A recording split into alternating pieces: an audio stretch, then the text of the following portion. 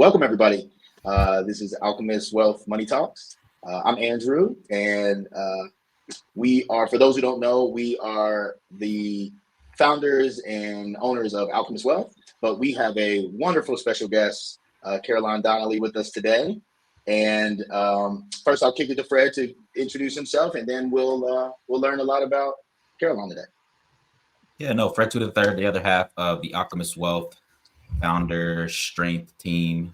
You can call us what you want, but excited to be here to have this conversation. I'm sure I won't speak for Andrew, but we've all burned out at some point. So yeah, just excited to have this conversation.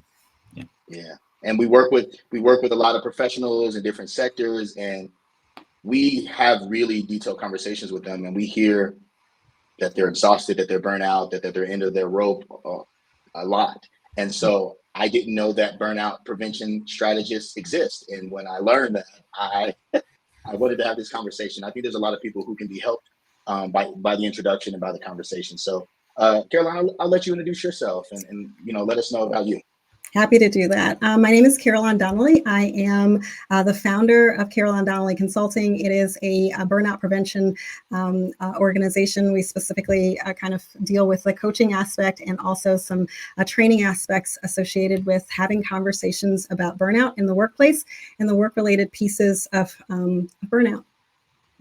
Awesome. And so I know that this came from a really personal place for you. So can you share your personal experience with burnout and those around you and how that shaped your mission? Yeah, so I will talk about my first experience of burnout. And really what that looked like was that I was newly graduating college. I did what most college graduates do, and I went out and I found a job. And I found a job that I really loved. And in loving that job, I was really willing to work the late nights, work the weekends, you name it. We did it because I was so passionate about what it was that I was doing. Inside of that, what began to happen was, I remember one point in my career actually saying, man, I wish they had cots in the basement, because if they had a cot, then, in those breaks, I wouldn't have to go home. That should have been an indicator that I was on the fast train to burnout, but I just kind of kept going, and I was moving up the corporate ladder. It was promotions and awards and all of the things, and to all outside appearances, everything was going so well.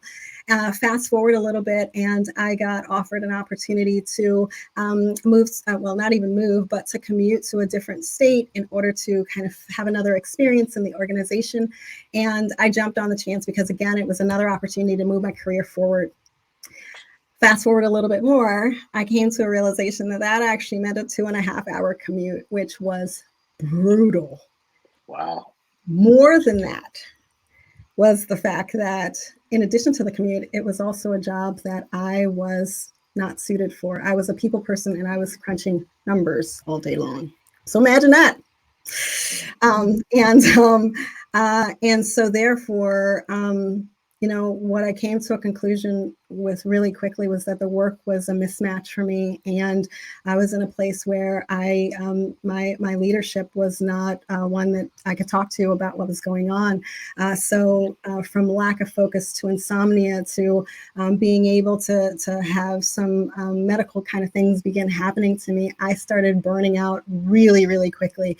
That led to the fact that I wasn't able to get my job done, and they quickly realized that something needed to happen. So they sent me back to where I was before. And in sending me back to where I was in leadership, and I recognized that I was no longer an effective leader.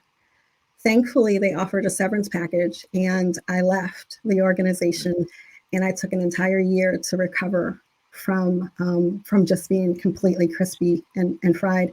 And I feel like that was the impetus, both from being an employee who was burning out and also being a leader who was navigating burnout. That kind of became the impetus to why it is that I kind of do what I do. But then more stuff happened in my life, but I won't go there. But yeah, that was a starting point. And you mentioned when it crossed your mind that you were willing to recommend that they invest in cots. and put those in the basement. Yeah. That should have been a sign on your track to burnout. Like what are some other common signs you would say, or some symptoms that people or you see for people headed towards burnout or that are burnt out? Yeah. So it is, emotional exhaustion, right? Just really not having the emotional bandwidth to do or handle much of anything else. Cynicism is kind of a part of that, where like literally you just don't have anything good to say about the work that you do, and that cynicism really spills over to really every single other part of your life. Physical exhaustion, you literally again don't have anything in the tank at the end of the day, and so therefore coming home and just laying on the couch or just getting in the bed or whatever, binge watching Netflix just because you need an out. All of those things kind of happen. And then one of the other ones that most people don't talk about is like the reduced personal efficacy, where like you used to be the go-to person, right? You used to be the person who was like on top of their game, had it all together, all the things. And now all of a sudden you are kind of not feeling like you are capable of doing what you used to be able to do effortlessly. Those things kind of, in addition to like, lack of motivation. And I'm not talking about like just one day. I'm talking about like every day you're coming in and you're feeling like, I don't know that I can do this, coupled with some physical symptoms, high blood pressure, diabetes, heart palpitations, panic attacks, all of these kind of symptoms, IBS issues. All of these things are things that begin to kind of spell that there's something going on. Insomnia, you can't stop thinking about work. You kind of have that treadmill kind of going, all those things. Wow. And research, indicates that women face separate challenges in the workplace. We work with a lot of women and they share with us the journey's different, the experience is different. How does burnout manifest differently for women, or does it manifest differently for women? Yeah, it depends, right? And by that, I say that if, say, for example, that woman is in either a role or is viewed as kind of the go-to person for folks to come and tell their challenges to, or they are in like a social worker role, or they are a physician or something like that, for which folks are relying on them to be emotional support for them, then burnout can really look like that. That emotional exhaustion piece could be greater or the biggest indicator for that woman because of the fact that she's being taxed so much from that emotional perspective, and so therefore that's kind of one of the bigger things that many women would see. I think that the other thing that we have to recognize is that many women are kind of looked to as the ones that can handle or have those kind of more difficult conversations or more touchy-feely kind of conversations. And so therefore, in those kinds of roles, they are kind of put into these scenarios for which they're carrying the emotional burden of others. There's another piece, I think, that we often don't talk about, right? And I think a Time magazine article came out most recently about this, was this whole thought around self-silencing. And with that, it's really, for many women, because of the fact that it's not looked upon as a thing that women do to speak up or complain or whatever, women will kind of be pretzeling in themselves around, should I say anything? Am I, am I supposed to, maybe I just need to suck it up or whatever. And so therefore they're not even bringing their voice to the table in some instances to be able to speak up and talk about these things, just because of the fact that they feel like they need to simply toughen up. And so things like that are things that I often see in women. Do you primarily work with women? I don't know, this is not on the list, but do you primarily work with women, or who do you work with? So I work with leaders. They can be women, they can be men, but a lot of women really resonate with this because they also have that tug of home and expectations of home, also kind of factoring into these things as well. Gotcha. Yeah. What type of strategies do you usually recommend prevent burnout or end burnout?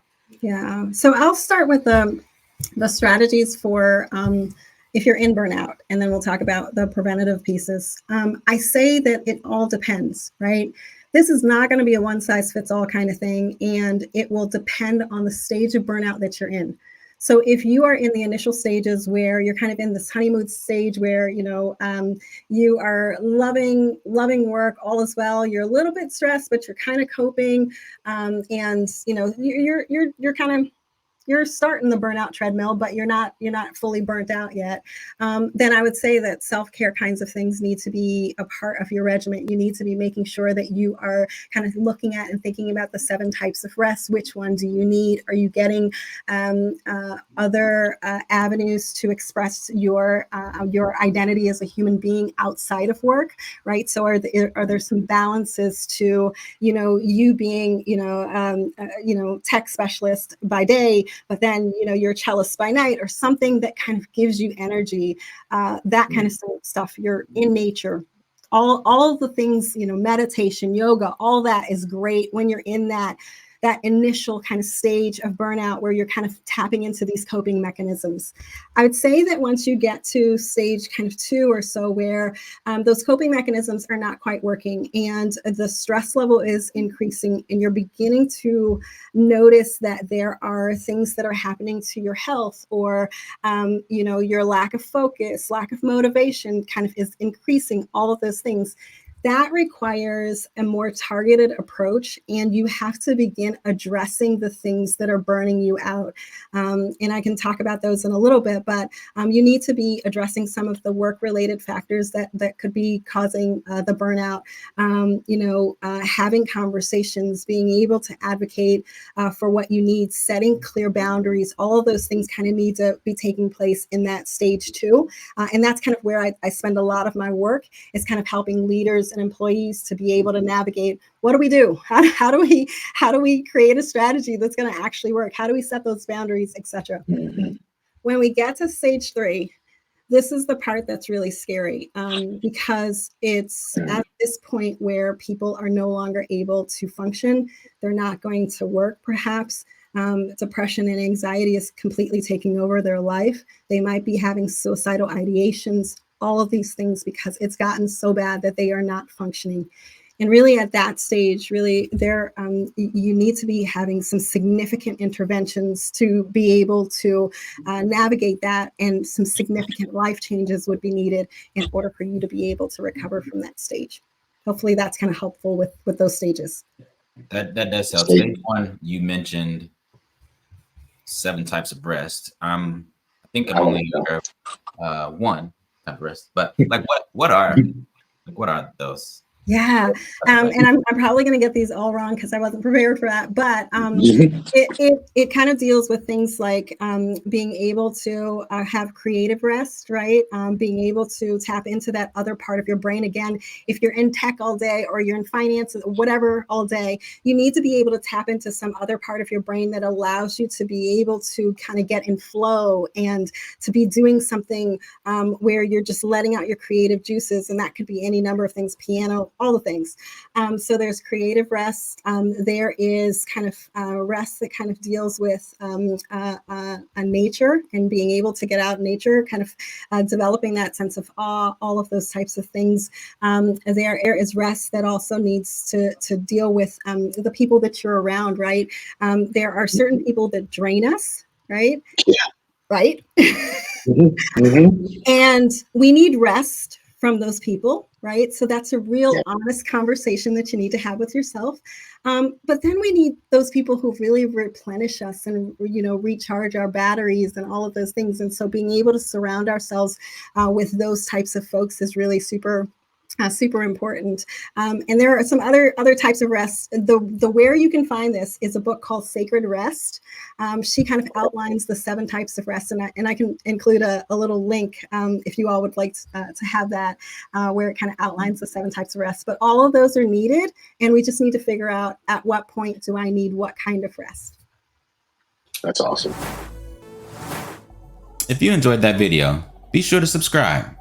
If you want to learn more about how we serve our clients, visit our website at www.alchemistwealth.com.